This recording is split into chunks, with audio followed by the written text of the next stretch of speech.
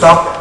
He thought that this might be an opportunity for him to go ahead and resolve this fragmentation issue and reclaim South Ossetia once and for all. The outcome? Well, Russia reacted more than what people expected. And this is one of the interesting things actually showing where does Russia's power lie. Remember, where is the center of gravity of Russia? When Georgia invaded South Ossetia, again, for the sake of argument, let's say that Georgia invaded South Ossetia, the Russian reaction did not come from Moscow, but it came from Beijing. And it was exactly at the same time as the Olympics opening games, actually, the opening ceremonies of the Olympic Games. And it came from Beijing because that's where Putin was. So the official Russian response came from the prime minister, not the president. So it shows to what extent Putin is the one who's handling this. And he actually flew to North Ossetia after that, and he gave a press release standing under the emblem of the South Ossetian national emblem. Again, highly symbolic, but at least we have, in that part of the world, a lot of people pay a lot of attention to symbols. Putin sitting underneath the symbol of North Ossetia was a strong message that we are supporting South Ossetians to the end. Within this context, the EU and the US, I think there was a diversity or divergence in terms of policy, how the West dealt with the issue. EU seems to be more conciliatory and no surprise because of the 30% gas that they get from Russia, whereas the US is more aggressive and more confrontational, which didn't give any result, any result. And the end result of this, what happened was that after August, Georgia was not only geographically and permanently divided, Abkhazia and South Ossetia declared independence and they were recognized by Russia, but also politically. The last 2 months, what was happening in Georgia was a political realignment. The former Speaker of the House, Nino Burjunadze, who was one of the strong supporters of Saakashvili, resigned from her position and formed a new political party against Saakashvili. Saakashvili is becoming isolated, and it's amazing how history repeats itself. I have 1991 and 2008. Sviat Gamsakhurdia was popularly elected. He was nationalist, everyone was putting a lot of hopes on him. But eventually he became xenophobic, he alienated everyone. As a result, there was a civil war and he was ousted. And Saakashvili's path is almost the same, where he was elected on a popular mandate, but then started alienating people, a war, and it is quite conceivable that if there would be free elections today, he would be isolated. He would not be elected with a clear mandate that he had if he gets elected. Brings us to the last of the three Caucasus republics. In the case of Armenia, Armenia's election was the first this year in February 2008, February 19. And what happened was that out of nowhere, well, not out of nowhere, there have been many talks about it. Serge Sarkisian was designated or chosen a successor of the President Robert Kocharin.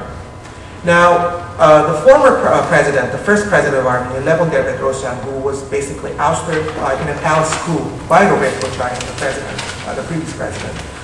In late October, early November, there were rumors that he was going to run. And out of nowhere, he appeared in the field, in the political playing field, and he became a serious contender. Before November, if anyone said that Serge Sarkisian might not be elected, everyone would have laughed at that person.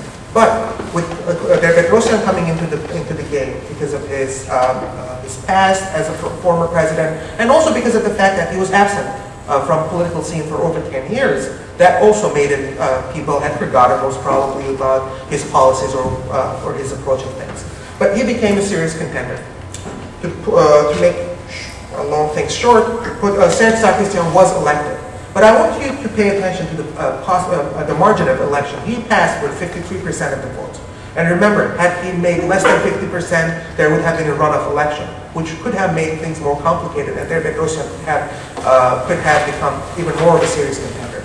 In this election, he got about 21% of the votes, which is, again, questionable, and that's something that Policy Forum Armenia, the group, conducted extensive research in terms of collecting data from the polling stations and showing anomalies showing that either votes were stolen or ballots were stuffed.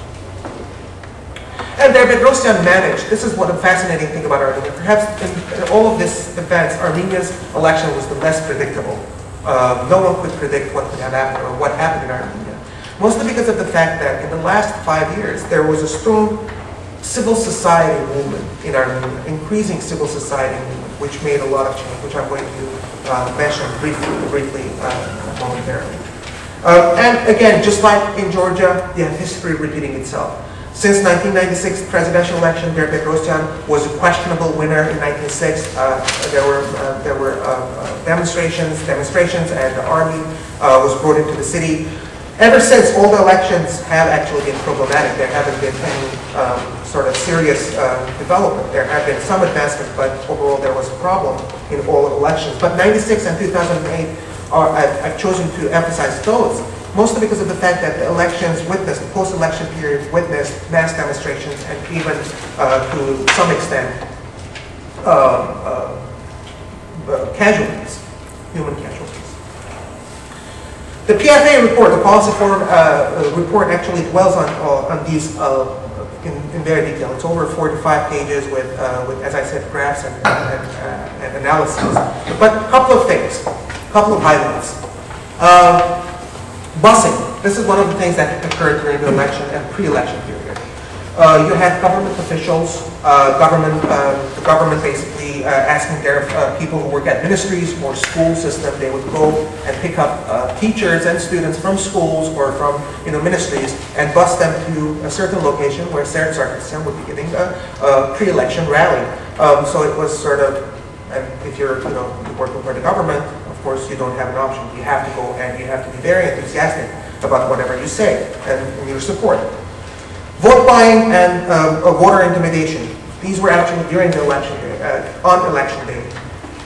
Many people, there have been many reports that, again, the PFA report dwells on and accentuates in terms of people buying votes, as simple as that. The average going rate for a vote actually is, you might correct me if I'm wrong, but I think it's around $10 or so. $10 would get you a vote, and if you have a large family, then you can make a good couple of $100 out of it by busing your family and so on, and getting money out of it. So, and this is not only because the voters were uneducated or not aware of it. I think at some point, and this is one of the things many people talk about, is that listen, the outcome is already is decided. So why bother? At least let's make some money out of it. It was sort of a cynical approach of saying, okay, everything is done. At least let's benefit from it.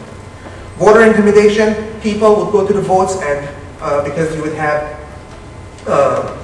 monitors, if you want to call it, from the government side or supporting the Republican Party, which is Serdar Sargsyan's party, they would just not allow the people to get in, or they would say, you have to vote in a certain way. So people would just feel that they can't deal with this. And we're not talking about well-dressed and presentable people. We're talking about thug-style people with muscles or a lot of fat, whichever you want to consider, but huge people, which are intimidating. Just the appearance would be intimidating, I'm guessing. So this is one of the other things. And the media.